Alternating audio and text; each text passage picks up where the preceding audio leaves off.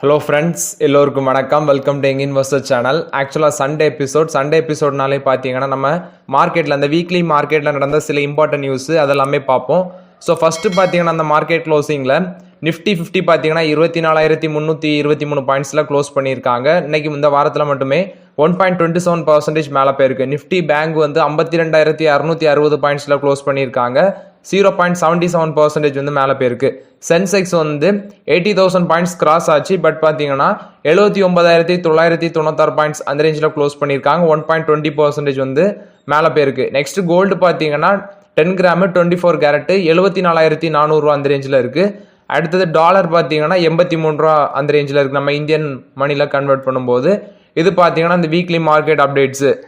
Next பார்த்தீங்கன்னா first Tata steel consider பண்ணலாமா அப்படின்னு சொல்லி ஒருத்தர் கமெண்ட்ல கேட்டிருந்தாரு. ஆக்சுவலாக டாடா ஸ்டீல் வந்து நம்ம வந்து முன்னாடியே கன்சிடர் பண்ணியிருக்கோம். ஆக்சுவலாக அந்த ஸ்பிரிட்டுக்கு அப்புறம் பார்த்தீங்கன்னா 100 ரூபா 110 ரூபா தான் கடைசியாக கன்சிடர் பண்ணது. நான் கன்சிடர் பண்ணது 110 ரூபா வரைக்கும் கடைசியாக கன்சிடர் பண்ணேன். ஸோ இப்போ அந்த ரேஞ்சில் 180 ரூபா வரைக்கும் தாண்டி போன ஷேர் 175 ரூபா அந்த ரேஞ்சில் ட்ரேட் ஆகிட்டு இருக்கு டாடா ஸ்டீல். ஸோ இப்போ கன்சிடர் பண்ணலாமான்னா என்னோட ஒப்பீனியன் வேண்டான்னு தான் சொல்லுவேன். ரீசன் பார்க்கும்போது அவங்களோட ஓவர்சீஸ் பிஸ்னஸ் ஒரு பக்கம் ப்ரெஷரில் இருக்குது. அடுத்து பார்க்கும்போது டாடா ஸ்டீலோட ஷேர் ப்ரைஸ் பார்த்தீங்கன்னா நல்லாவே மேலே வந்திருக்கு. இந்த ரேஞ்சில் ஆக்சுவலாக 180 ரூபா ப்ரைஸ் வேணால் உங்களுக்கு அந்த அமௌண்ட் வேணால் சின்ன அமௌண்ட்டாக தெரியும். பட் வந்து வேல்யூஷன் படி பார்க்கும்போது அது நல்ல ரேலியாக இருக்குது. ஸோ இப்போதைக்கு டாடா ஸ்டீல் வாய்ப்புகள் இல்லை. ஸோ அது மட்டும் இல்லாமல் டாடா ஸ்டீலில் இப்போதைக்கு அவாய்ட் பண்ணலாங்கிறது என்னோட ஒப்பீனியன். எகெயின் வந்து ஒரு 150 கீழே வந்துச்சுன்னா டாடா ஸ்டீல் ஸ்லோவாக கன்சிடரேஷன் பண்ணலாம். அவங்களோட ஓவர்சீஸ் பிஸ்னஸ் யூகே அப்டேட் வந்து அவங்கள்ட்ட நம்ம டெய்லி அப்டேட் பண்ணிட்டு தான் இருக்கிறேன். ஸோ அதில் வந்து ஒரு பாசிட்டிவ் நியூஸ் வந்துச்சுன்னா டாடா ஸ்டீல் ஒருவேளை 150 ரூபாய் கீழே வந்துச்சுன்னா கன்சிடர் பண்ணலாங்கிறது என்னோட ஒப்பீனியன். இது டாடா ஸ்டீலை பொறுத்த வரைக்கும் அப்டேட்டு. நெக்ஸ்ட் பார்த்தீங்கன்னா இந்த கிரெடிட் கார்டு யூசர்ஸ்க்கான சில அப்டேட்ஸ். ஃபர்ஸ்ட் ஜூலை 1ஆம் தேதியிலேருந்தே பார்த்தீங்கன்னா ஃபர்ஸ்ட் ஆஃப் ஜூலைலேருந்து இந்த கிரெடிட் கார்டு யூசர்ஸ்க்கு ஒரு அதிர்ச்சி செய்தி வந்திருக்கு. அதில் பார்க்கும்போது 3வது நபர் அதாவது தேர்ட் பார்ட்டி ஆப்ஸ் மூலமாட்டு நீங்கள் அந்த கிரெடிட் கார்டு லோன்ஸ் வந்து கட்ட முடியாது அப்படின்னு சொல்லி நம்மளோட சென்ட்ரல் கவர்மெண்ட் சில ரூல்ஸை கொண்டு வந்திருக்காங்க. இதனால கிரெட், பேடிஎம், ஃபோன்பே, அமேசான் பே இந்த நிறுவனங்கள்லாம் பெருசாக பாதிக்கப்பட்டிருக்காங்க. ஜூலை 1ஆம் தேதியிலேருந்து பார்த்தீங்கன்னா நம்மளோட central government Bharat bill payment அப்படிங்கிற ஒரு புதிய சிஸ்டத்தை இன்ட்ரடியூஸ் பண்ணியிருக்காங்க. இதனால பார்த்தீங்கன்னா கஸ்டமர்ஸோட குட் அண்ட் பேட் அதாவது இந்த குறை நிறைகளை வந்து கேட்க முடியும் அப்படின்னு சொல்லி கவர்மெண்ட் சொல்லியிருக்காங்க. ஆக்சுவலாக சில கம்பெனிஸ் பார்த்தீங்கன்னா இந்த கிரெடிட் கார்டு சார்ந்த பண பரிவர்த்தனைகளை இன்னும் கண்டினியூ பண்ணிட்டு தான் இருக்கிறாங்க அப்படின்னு சொல்லிட்டு வராங்க. ஜூலை 1ஆம் தேதிக்கு அப்புறம் பண்ணிட்டு தான் இருக்கிறாங்க. பட் இது வந்து ரிசர்வ் பேங்கோட ரூல்ஸுக்கு எகென்ஸ்டாக இருக்கும் அப்படின்னு சொல்றாங்க. ஜூலை 1ஆம் தேதிக்கு அப்புறம் பண்றது ரிசர்வ் பேங்கோட ரூல்ஸுக்கு எகென்ஸ்ட். தனியார் பேங்க் குறிப்பாக இந்த பிரைவேட் பேங்க்ஸ் ஆட்டு இருக்கிற முக்கியமான பேங்க்ஸாக இருக்கிற ஐசிஐசிஐ, HDFC, ஆக்சிஸ் பேங்க் இந்த பேங்க்லாம் பார்த்தீங்கன்னா இது வரைக்கும் அந்த பிபிபிஎல் அப்படிங்கிற திட்டத்தை இன்னும் அமல்படுத்தலை அப்படின்னு சொல்றாங்க.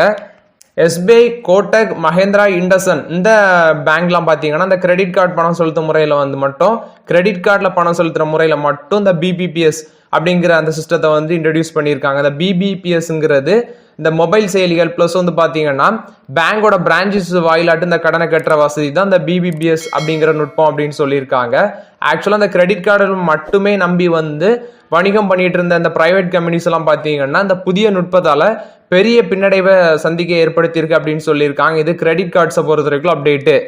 நெக்ஸ்ட் பார்த்தீங்கன்னா JM ஃபினான்ஷியலில் வந்து அப்டேட். இவங்க பார்த்தீங்கன்னா அவங்களோட subsidiary JM financial credit solutions லிமிடெட்ல பார்த்தீங்கன்னா 48.96% ஆஃப் த ஸ்டேக்கை அக்யூர் பண்ணுறாங்க அப்படின்னு சொல்லியிருக்காங்க. INH Mauritius 1 அவங்கள்ட்ட வந்து அந்த ஸ்டேக்கை அக்யூர் பண்ணுறாங்க. 1 or more டிரான்ஜில் பார்த்தீங்கன்னா இவங்க அதை அக்யூர் பண்ணுவோம் அப்படின்னு சொல்கிறாங்க. ஃபர்ஸ்ட் டிரான்ஜில் இவங்க வந்து 42.99% ஆஃப் த ஸ்டேக் வந்து இந்த JM ஃபினான்ஷியல் கிரெடிட் சொல்யூஷனில் வந்து அக்யூர் பண்ணுறாங்க. ரிமைனிங் ஸ்டேக் வந்து பார்த்தீங்கன்னா அடுத்த செகண்ட் டிரான்ஜில் அக்யூர் பண்ணுவாங்கன்னு சொல்கிறாங்க. ஃபர்ஸ்ட் டிரான்ஜில் 1,282 கோடி ஒருத்துள்ள ஸ்டேக்கை அக்யூர் பண்ணுறாங்க. ஸோ இது மூலமாட்டும் அவங்களோட டோட்டல் ஸ்டேக் 89.67% இருக்கும் இந்த JM ஃபினான்ஷியல் கிரெடிட் சொல்யூஷன் லிமிடெட்ல. ஆஃப்டர் தட் அவங்களோட கம்ப்ளீட் டிரான்சாக்ஷன் பண்ணும்போது 95.64% ஆஃப் த டிரான்சாக்ஷன் 95.64% ஸ்டேக் வந்து இந்த என்டையர் டிரான்சாக்ஷன் கம்ப்ளீட் பண்ண பிறகு JM ஃபினான்ஷியல் பார்த்தீங்கன்னா JM ஃபினான்ஷியல் கிரெடிட் சொல்யூஷன் லிமிடெட்ல வந்து இது அவங்க வந்து ஸ்டேக் வந்து ஹேண்டில் பண்ணுவாங்க. அடுத்து பார்த்தீங்கன்னா இன்னொரு டிரான்சாக்ஷன் அவங்க பண்றாங்க. JM ஃபினான்ஷியல் வந்து 79% ஆஃப் த ஸ்டேக்கை JM ஃபினான்ஷியல் அசட் ரீகன்ஸ்ட்ரக்ஷன் கம்பெனில வந்து சேல் பண்றாங்க அப்படின்னு சொல்லியிருக்காங்க. அதை வந்து அவங்க JM financial credit solutions limited தான் அதை வந்து அவங்க விற்கிறாங்க. 856 கோடிக்கு விற்கிறாங்க அப்படின்னு சொல்லியிருக்காங்க. இது பார்த்தீங்கன்னா JM financial credit solution limited வந்து ஆல்ரெடி வந்து இந்த அசட் ரீகன்ஸ்ட்ரக்ஷன் கம்பெனில 9.98% ஆஃப் த ஸ்டேக் ஹோல்ட் பண்றாங்க. ஸோ இது வித்தாங்கன்னா இன்னும் ஸ்டேக் இன்க்ரீஸ் ஆகும் அப்படின்னு சொல்லியிருக்காங்க. இது பார்த்தீங்கன்னா JM ஃபினான்ஷியலில் வந்து ஓவரால் அப்டேட்ஸு. நெக்ஸ்ட் பார்த்தீங்கன்னா ஐடிசி வந்து இப்போ வாங்கலாமா அப்படின்னு சொல்லி ஒருத்தர் கமெண்ட்ல கேட்டிருந்தாரு. நான் 423லேருந்தே நம்ம வந்து சொல்லிட்டு இருக்கிறோம் ஐடிசி வந்து லாங் டேர்முக்கு கன்சிடர் பண்ணலாம் அப்படின்னு சொல்லி. வேற ஐடிசியில் வர பாசிட்டிவ் நியூஸ் எல்லாமே நம்ம தொடர்ந்து டிஸ்கஸ் பண்ணிட்டு வரோம். ஆக்சுவலாக அந்த எம்ப்ளாயிஸ் ஆக்சுவலாக அந்த 1 கோடி ரூபா தாண்டி சேலரி வாங்குற எம்ப்ளாயிஸ் டீடைல்ஸ், அடுத்து பார்த்தீங்கன்னா அவங்களோட ஹோட்டல் பிஸ்னஸ் அப்டேட்டு எல்லாமே ஐடிசியில் வந்து கண்டினியூஸாக நம்ம டிஸ்கஸ் பண்ணிட்டு தான் வரோம். பட் வந்து ஷேர் வந்து பார்த்தீங்கன்னா ஆம வேகத்தில் தான் போயிட்டு இருக்கு. பட் லாங் டேர்முக்கு நல்ல ஒர்த்துள்ள ஸ்டாக் அப்படின்னு சொல்லி என்னோட ஒப்பீனியன் நான் அவங்கள்ட்ட ஷேர் பண்ணிட்டு தான் இருக்கிறேன் நியூஸ் பேஸில். ஸோ ஐடிசியோட ஷேர் ப்ரைஸ் 433 இருக்கு. 423ல நம்ம கன்சிடர் பண்ணியிருந்தோம் லாஸ்ட்டு.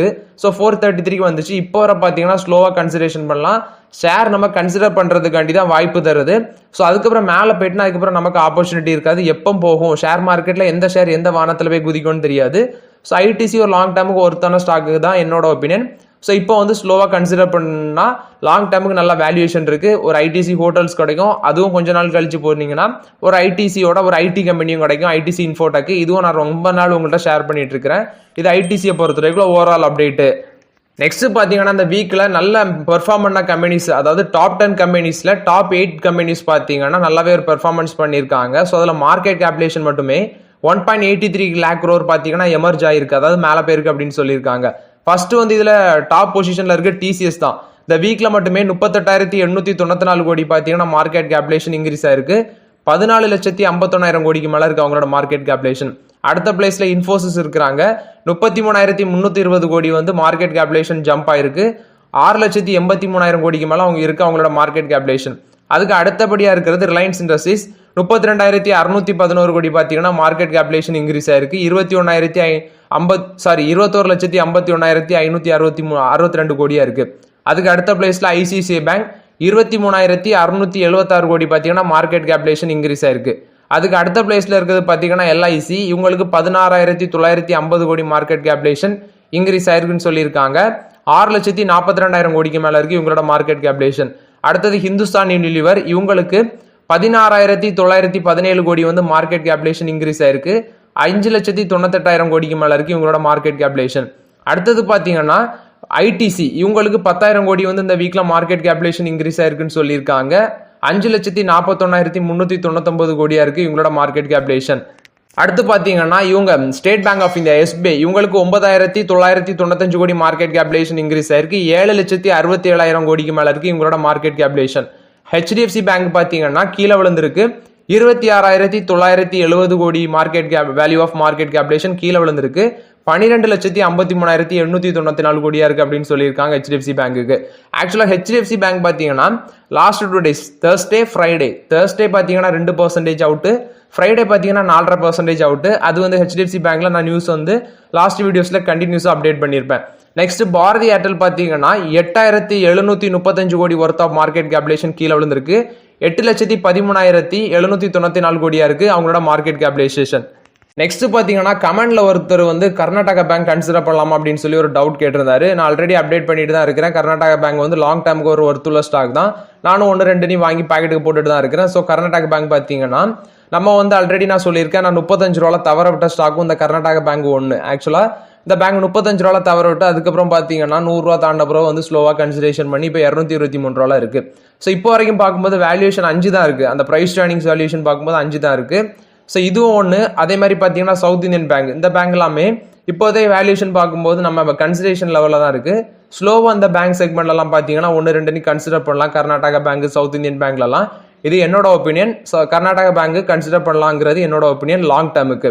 அடுத்து பார்த்தீங்கன்னா ஏத்தர் எனர்ஜியில் வந்து அப்டேட்டு. இவங்க அந்த ஃபேமிலி ஸ்கூட்டர் செக்மெண்ட்ல பார்த்தீங்கன்னா மார்க்கெட் ஷேரை வந்து இன்க்ரீஸ் பண்ண போறாங்க அப்படிங்கிற அப்டேட் கொடுத்துருக்காங்க. இது வந்து ஏத்தர் எனர்ஜி பொறுத்த வரைக்கும் பாசிட்டிவ் அப்டேட் பார்க்கப்படுது. இவங்க சொல்லியிருக்கிறது அந்த ஃபேமிலி ஸ்கூட்டர் செக்மெண்ட்ல வந்து அந்த மார்க்கெட் ஷேரை வந்து இன்க்ரீஸ் பண்ணணும் அப்படின்னு சொல்லியிருக்காங்க. இப்போ அவங்களோட மார்க்கெட் ஷேர் வந்து இந்த ஸ்போர்ட் ஸ்கூட்டர்ல, அதாவது ஸ்போர்ட் பைக் ஸ்கூட்டர் செக்மெண்ட்ல வந்து 14% ஆட்டு வச்சிருக்காங்க அவங்களோட overall market. Family scooter market பார்த்தீங்கன்னா இந்த என்டையர் செக்மெண்ட்ல 84%, அதாவது அட்ரஸபிள் ஃபேமிலி ஸ்கூட்டர் மார்க்கெட் வந்து அவங்களுக்கு 84% இருக்கு அப்படின்னு சொல்லியிருக்காங்க என்டையர் செக்மெண்ட்ல. இது பார்த்தீங்கன்னா ஏத்தர் எனர்ஜி கொடுத்த one of the positive update. அவங்க சொல்லியிருக்கிறது அவங்களோட மார்க்கெட் ஷேரை வந்து இன்னும் நாங்கள் இன்க்ரீஸ் பண்ணோம் இந்த ஃபேமிலி ஸ்கூட்டர் செக்மெண்ட் அப்படின்னு சொல்லியிருக்காங்க. இது பார்த்தீங்கன்னா ஏத்தர் எனர்ஜியை பொறுத்த வரைக்கும் பாசிட்டிவ் அப்டேட். நெக்ஸ்ட் பார்த்தீங்கன்னா ஏத்தர் எனர்ஜி ரீசெண்டாக தான் ரெட்ஸா அப்படிங்கிற ஒரு எலக்ட்ரிக் வெஹிக்கிள் ஸ்கூட்டரை லான்ச் பண்ணியிருந்தாங்க. அடுத்து பார்த்தீங்கன்னா நெக்ஸ்ட் 12 to 15 months வந்து அவங்க குளோபல் லெவலில் என்டர் ஆக போகிறாங்க அப்படின்னு சொல்லியிருக்காங்க ஏத்தர் எனர்ஜி. ஆக்சுவலாக இதில் நியர்லி 42% ஆஃப் ஸ்டேக் பார்த்தீங்கன்னா இவங்க ஹீரோ மோட்டார் கார் தான் ஹோல்ட் பண்ணிட்டு இருக்காங்க ஏத்தர் எனர்ஜியில்.